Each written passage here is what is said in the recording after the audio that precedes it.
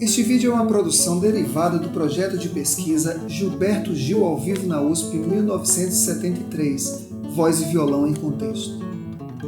Em quase 3 horas de show na Escola Politécnica da USP, o repertório de Gil integrou samba, bossa nova, baião, shot, ijexá e capoeira, com rock britânico, blues e jazz norte-americanos, além de traços do raga indiano.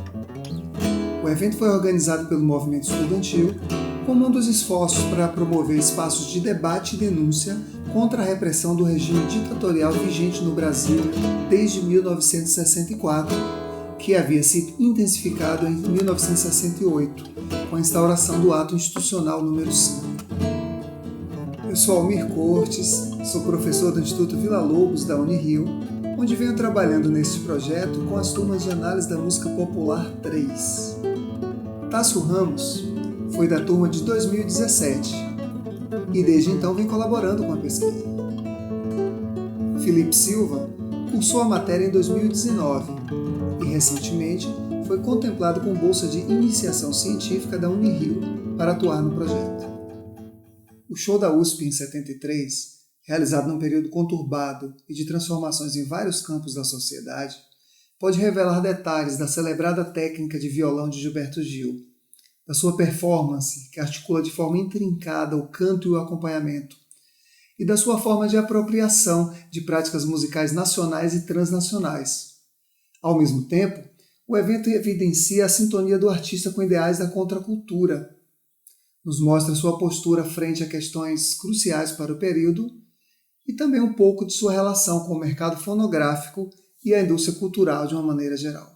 Esse é um sambinha que eu fiz há pouco tempo.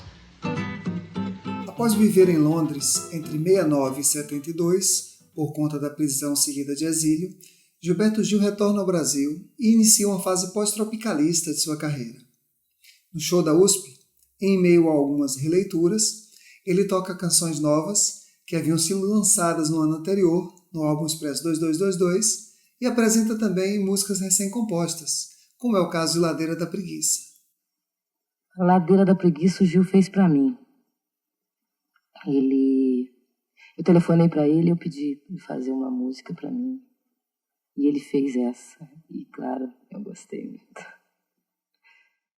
A música foi composta para a cantora Elis Regina, que a gravou e lançou no mesmo ano num álbum chamado Elis. No ano seguinte, em 74, a composição recebe uma versão instrumental do baterista Milton Banana, que a gravou no álbum também chamado Milton Banana. A versão de Gil, gravada entre 73 e 74, ficou arquivada e só veio a ser resgatada muitos anos depois pelo pesquisador e produtor musical Marcelo Frois, que a lançou em 99, no álbum chamado Cidade do Salvador. Na gravação de Elis, a melodia do refrão é acompanhada, na maior parte do tempo, por 2 acordes, que são acordes dominantes, Dó com sétima e Fá com sétima, o primeiro e o quarto grau da tonalidade de Dó maior. Essa ladeira, que ladeira é essa? Essa é a ladeira da preguiça. A versão de Gil foge um pouco desse formato de melodia acompanhada. Vemos aqui uma figura rítmica e uma condução de vozes que juntos funcionam como uma espécie de riff que dá suporte para a melodia cantada. Essa ladeira, que ladeira é essa? Essa é a ladeira da preguiça. Riff, uma forma brasileira de pronunciar a palavra inglesa riff. Um ostinato melódico curto, geralmente com 2 ou 4 compassos de duração, que pode ser repetido de forma intacta, riff estrito, ou variada para acomodar um padrão harmônico subjacente.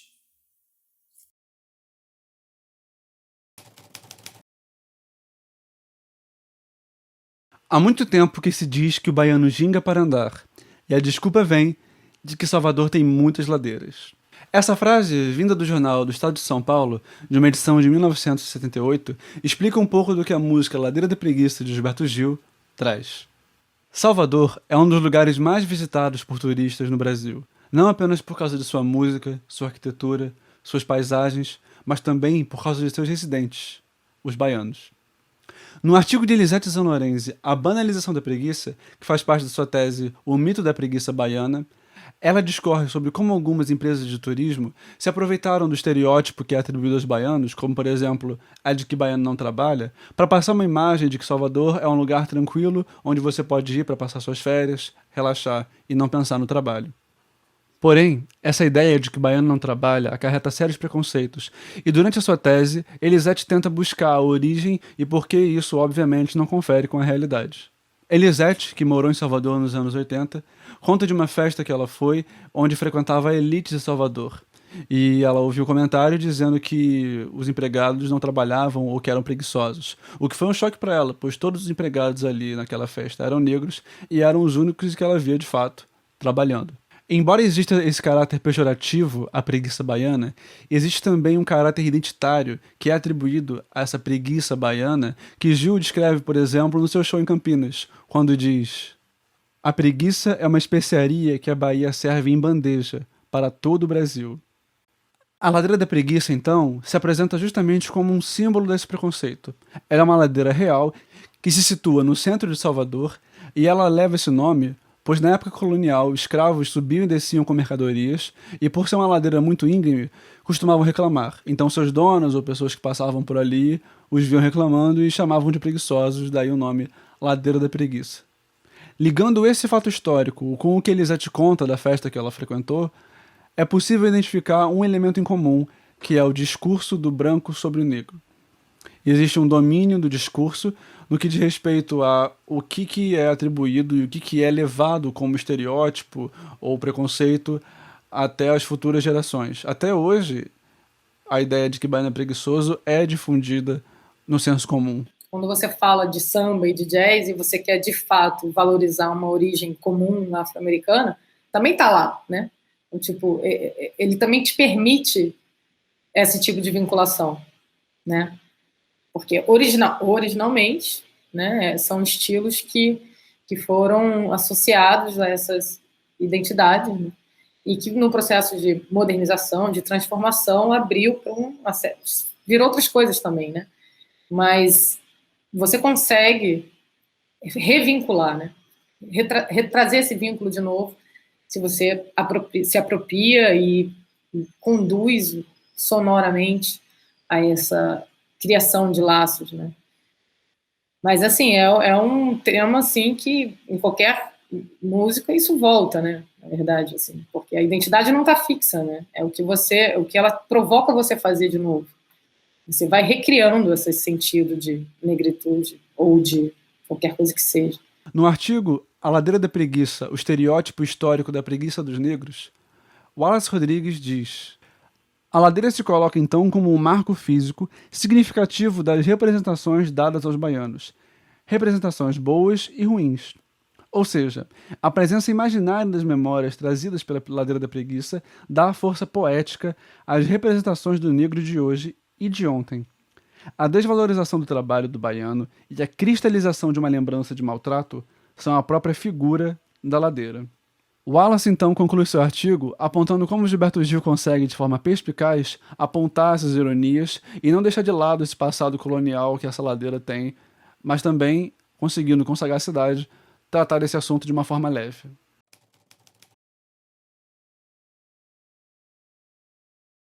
Então, assim, na pesquisa que eu fiz sobre esse surgimento do samba jazz, naquela cena noturna de Copacabana, no final dos anos 50, a maneira de falar sobre a modernização do samba, né, sobre falar de uma música ou de um artista ou de um novo disco, era samba moderno, samba avant-garde, samba, né, um samba que não era o samba antigo, porque tinha uma certa reclamação nos meios jornalísticos, na crítica musical da época, falando pejorativamente daqueles conjuntos de boate que chamava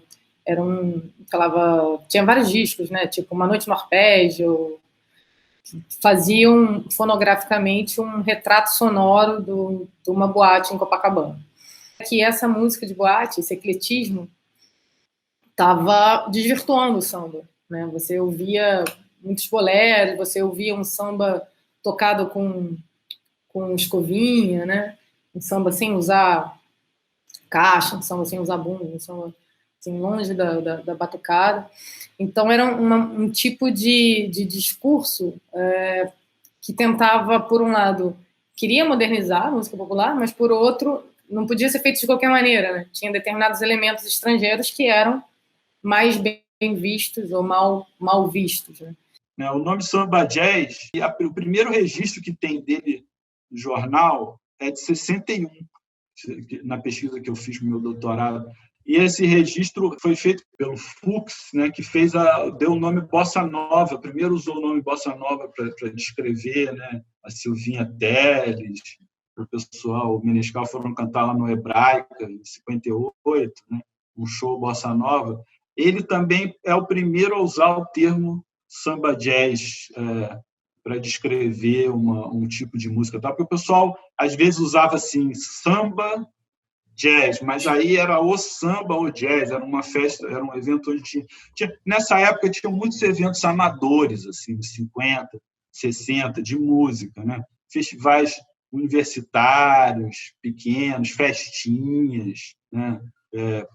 Festivais promovidos pelo Globo, pela Última Hora, pelos jornais, que não eram eventos assim lucrativos, eram assim, o pessoal se juntava para fazer música e tal, né? Então, o samba jazz, alguns eventos eram chamados assim samba jazz.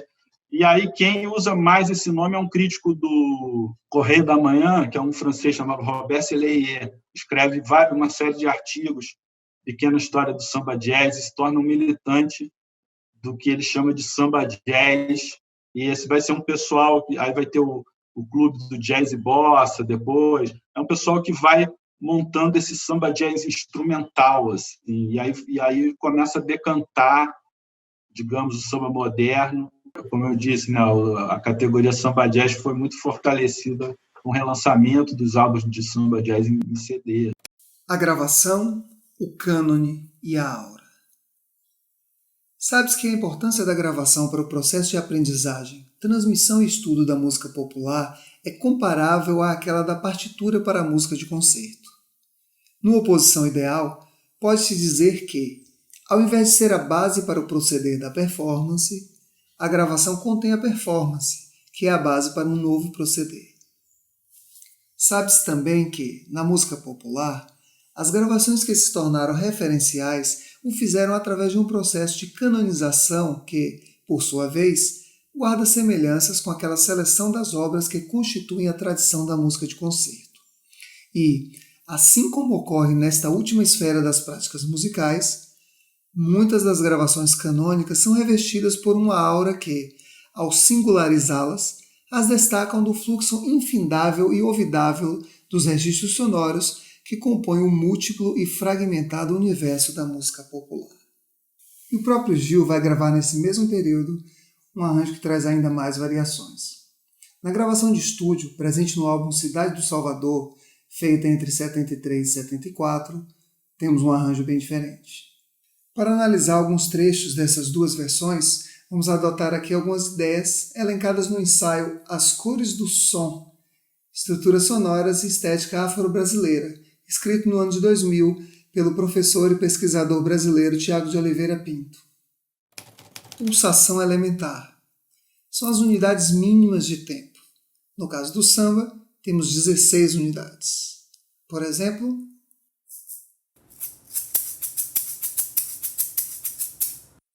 e como ouvimos, a distância entre os impactos não é rígida.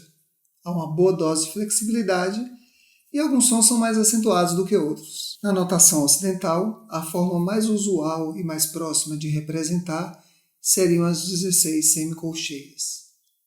Junto com tal representação, utilizaremos a escrita rítmica desenvolvida dentro da musicologia africana a partir de estudos do pesquisador austríaco Gerhard Kubik. Marcação. A marcação estabelece um referencial de tempo, uma base métrica. Na prática das escolas de samba, os surdos são os instrumentos responsáveis pela marcação. No violão, é muito comum traduzir o surdo nos baixos tocados pelo polegar.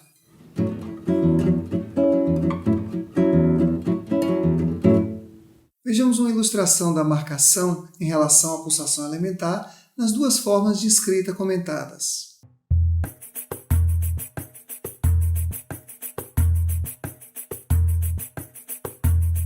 toque do surdo 2 traz o acento típico da levada do samba. Linha rítmica. Ciclo formado por uma sequência de batidas estruturadas de forma assimétrica, chamadas também de timeline, termo criado pelo pesquisador ganense Joseph Nketia.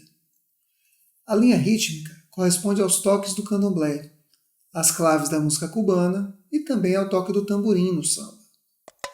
Para representar uma das linhas rítmicas de grande recorrência dentro do samba, podemos escrever o tamborim utilizando os seguintes símbolos: X para a pulsação percutida e o pontinho para a pulsação muda. Tendo essa abordagem em mente, vejamos agora alguns detalhes da versão da USP e do álbum Cidade do Salvador. Todas duas utilizam o mesmo princípio do riff para dar suporte à melodia cantada, um procedimento que aponta tanto para as big bands norte-americanas quanto para as orquestras de gafieira brasileiras. Essa ladeira, que ladeira é essa? Essa é a ladeira da preguiça. No violão, Gil toca da seguinte forma.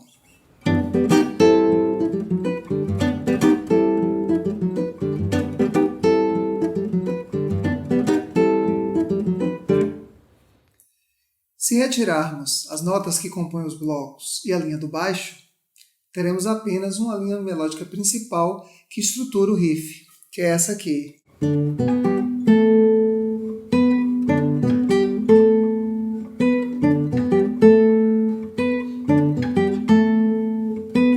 E a parte de maior contraste entre essas duas versões vai surgir justamente no finzinho do refrão. No show da USP, após tocar o riff inicial, Gil conclui da seguinte forma.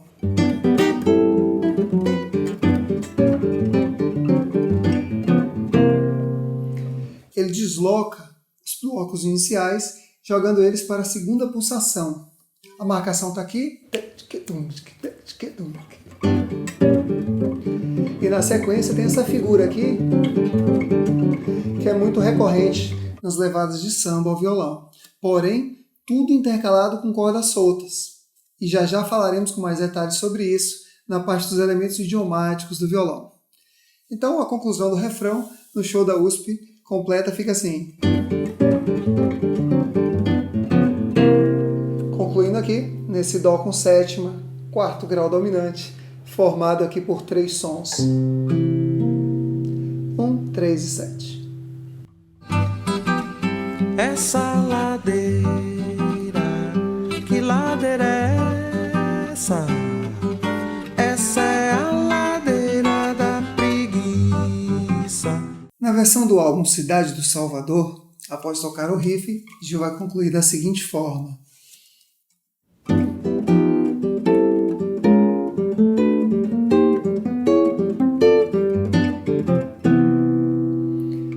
Ele começa a desenvolver aproximações cromáticas, utilizando essa forma aqui.